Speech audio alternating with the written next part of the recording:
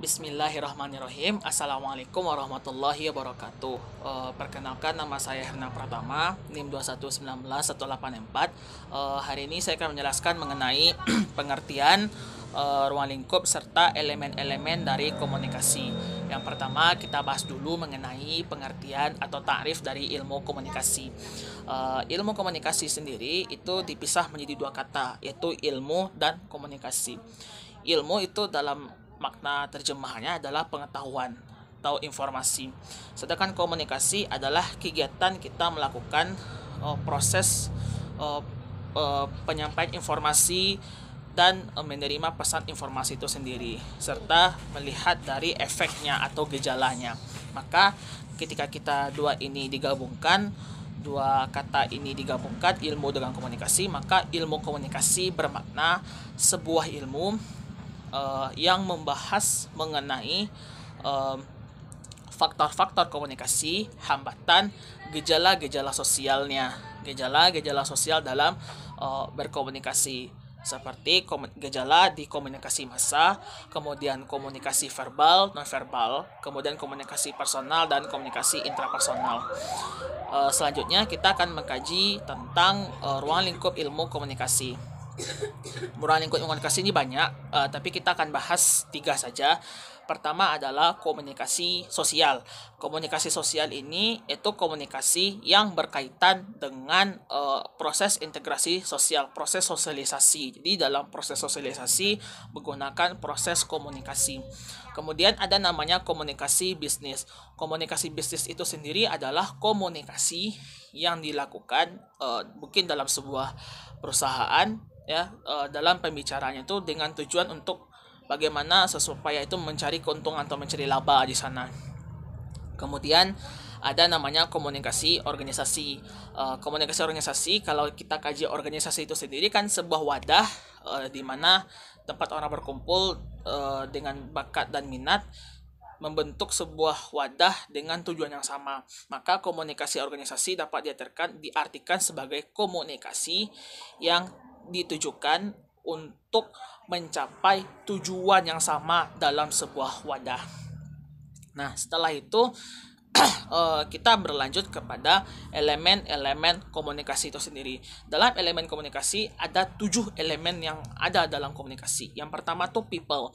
People adalah orang yang akan kita ajak berkomunikasi.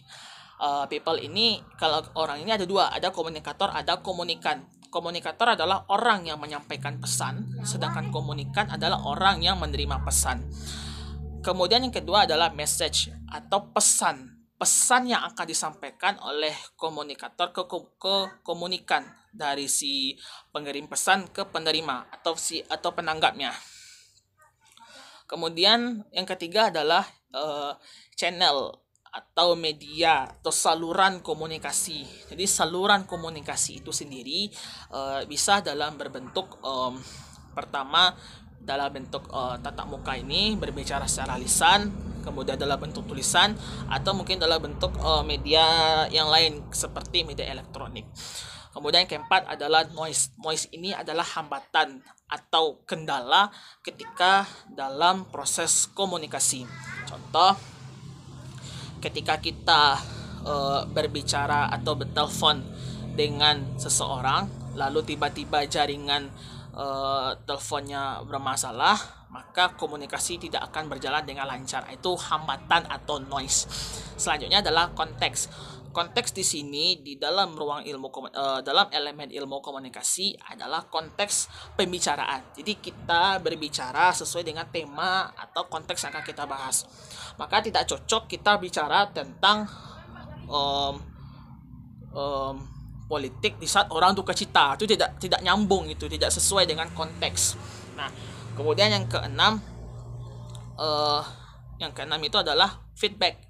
Feedback ini adalah umpan balik. Jadi ketika kita melakukan komunikasi ada umpan balik, ada responsi secara spontan. Apa yang kita terlintas di dalam pikiran kita ketika kita mendengar atau menerima sebuah pesan, maka langsung feedback akan terjadi, namanya feedback atau umpan balik. Kemudian dari proses komunikasi ini terakhir itu adalah elemen efek.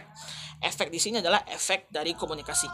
setelah kita berkomunikasi, apakah ini berdampak baik atau berdampak buruk. Kemudian dia apakah berdampak kepada proses kognitif, afektif, atau psikomotorik. Selanjutnya kita mengkaji mengenai prinsip komunikasi. Prinsip komunikasi ini banyak, tapi kita akan bahas beberapa saja. Yang pertama, komunikasi itu bersifat non sekuensial. Jadi komunikasi itu pada dasarnya bersifat komunikasi dua arah. Jadi ada komunikator, ada komunikan. Kemudian ada namanya komunikasi itu ditentukan oleh dimensi isi dan hubungan. Jadi komunikasi berdasarkan dimensi isi dan hubungan. Jadi komunikasi itu dari segi dimensi isi. Dimensi isi di sini maksudnya adalah dimensi ketika kita membahas sesuatu, apa isi atau topik pembahasan yang akan kita kupas. Jadi pembahasan yang kita kaji, yang akan kita sampaikan kepada orang lain. Kemudian hubungan, dari dimensi hubungan itu sendiri, hubungan yang di sini adalah pertama hubungan antara kita dengan orang lain.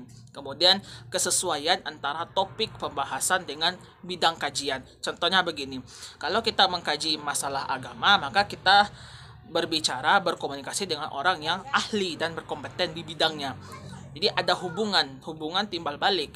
Dan pembicaraan kita pun ketika kita bicara dengan topik dan orang yang berkompeten di bidangnya, maka pembicaraan kita akan nyambung, ada hubungan gitu. Kemudian komunikasi ini komunikator bisa memprediksi komunikan. Jadi maksudnya begini, apa yang kita sampaikan itu kita sudah memprediksi respon dari si penerima pesan, apa yang akan disampaikan nanti, umpan baliknya. Kita bisa memprediksi. Misalkan seperti ini, ketika kita menjelaskan ini ada beasiswa kepada seseorang, maka seseorang tersebut, maka kita secara tidak langsung sudah memprediksi apa yang akan dibicarakan oleh seseorang tersebut. Bisa jadi berupa pertanyaan atau berupa tanggapan, atau ya pokoknya seputar itu. Bisa jadi pertanyaan bagaimana persyaratannya, bagaimana kapan pendaftaran dan sebagainya. Kemudian komunikasi bersifat irreversible. Nah, irreversible ini adalah tidak bisa ditarik lagi. Ibarat anak panah kalau kita sudah tembakkan, dia tidak akan bisa kembali lagi ke sarangnya. Nah, sama makanya kita dalam berbicara, dalam berkomunikasi harus berhati-hati. Karena apapun yang akan kita sampaikan, kita tidak akan bisa menarik kalimat itu kembali. Bisa jadi ketika kita keceplosan berbicara dan buat orang sakit hati, maka kita tidak akan bisa lagi menarik kata tersebut. Nah, itu beberapa contoh dari prinsip-prinsip komunikasi. Selanjutnya kita masuk kepada hambatan-hambatan komunikasi. Hambatan di sini, dimaksud dengan hambatan di sini adalah kendala atau gangguan dalam berkomunikasi.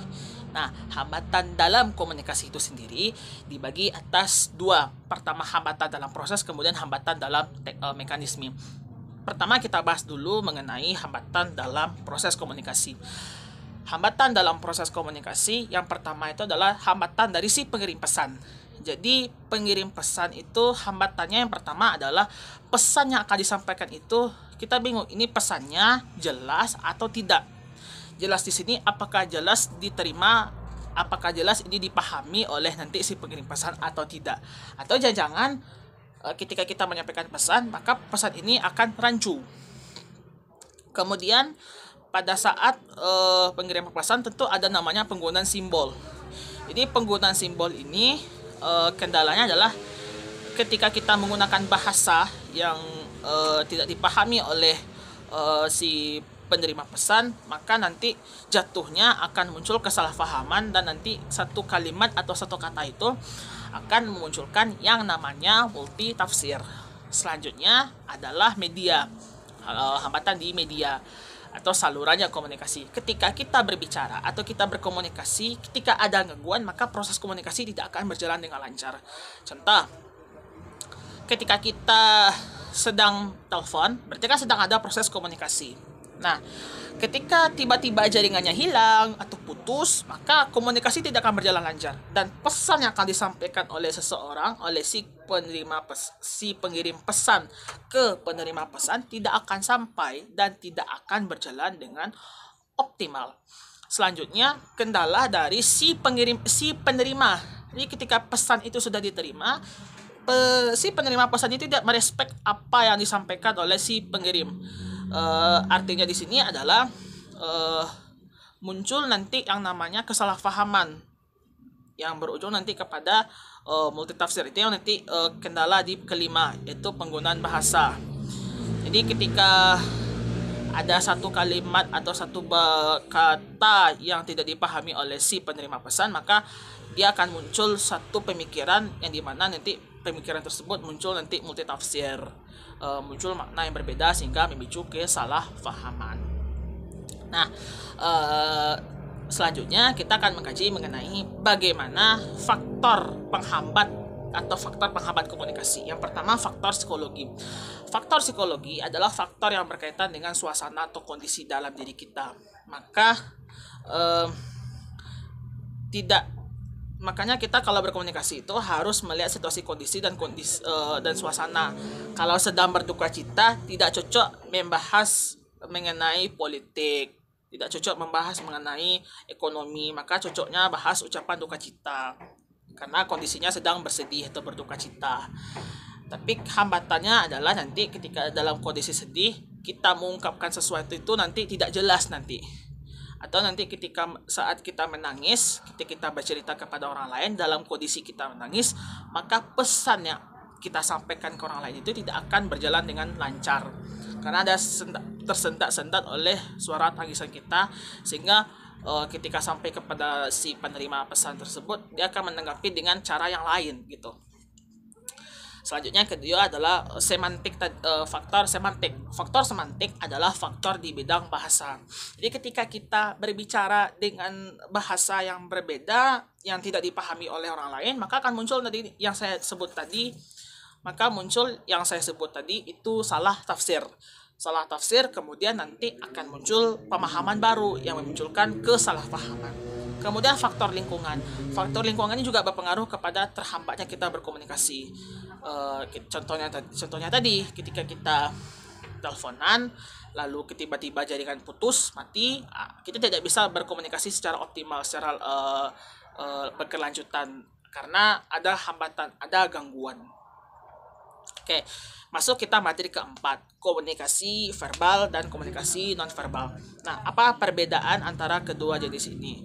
Nah, komunikasi verbal adalah komunikasi yang diadakan secara dua arah dalam bentuk lisan atau tulisan, baik dalam bentuk verbalnya, bentuk lisan ataupun tulisan.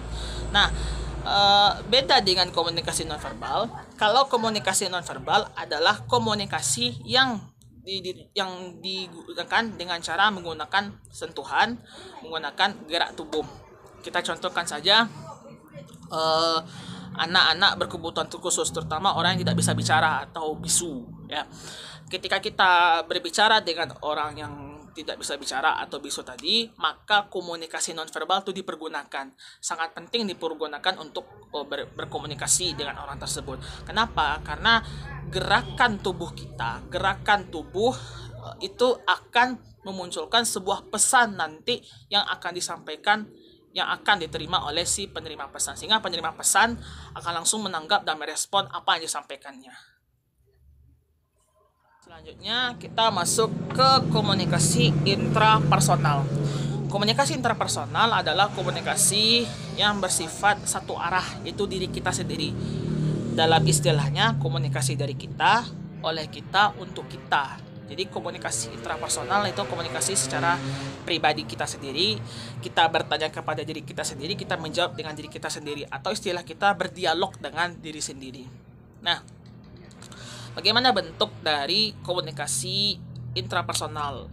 Yang pertama adalah sensasi.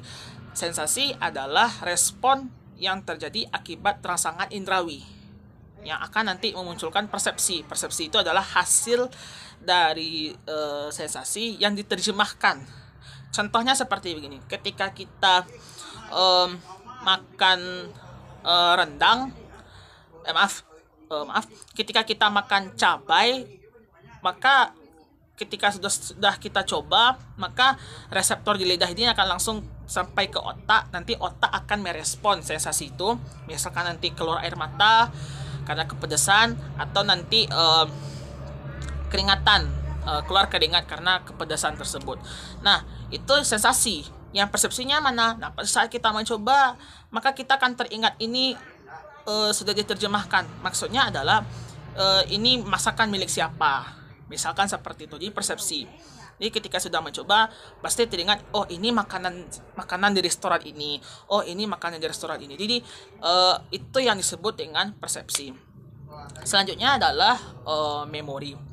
Memori itu adalah kemampuan untuk merekam semua aktivitas, semua kejadian yang ada dalam sebuah peristiwa tersebut. Jadi dalam dalam memori ada 3 proses. Yang pertama adalah perekaman data, kemudian penyimpanan data, dan kemudian nanti dikeluarkan dalam bentuk review. Contoh seperti ini, ketika kita belajar tentang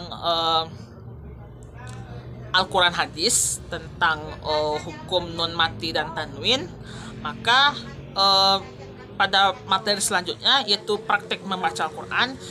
Nah, itu sebelum kita praktek membaca Al-Quran, ada nanti namanya review materi sebelumnya. Nah, ketika siswa tersebut mendengarkan materi tentang hukum nun mati dan tanwin oleh seorang guru agama, maka informasi yang disampaikan guru agama akan masuk ke dalam telinga dan akan direkam, kemudian nanti perekaman itu akan disimpan ke dalam otak, sehingga akan tersimpan di otak, sehingga ketika proses mereview kembali itu akan dikeluarkan kembali, sehingga akan cepat mengingatnya. Kemudian terakhir adalah berpikir. Berpikir itu adalah komponen kegabungan dari sensasi, persepsi, dan memori. Jadi berpikir itu adalah proses di mana kita merespon kejadian itu dengan menganalisa berbagai kasus yang terjadi. Nah, itu komunikasi intrapersonal. Selanjutnya, terakhir kita mengkaji komunikasi interpersonal. Komunikasi interpersonal ini adalah komunikasi yang sifatnya 2 arah antara individu dengan individu, yaitu 1-2 orang.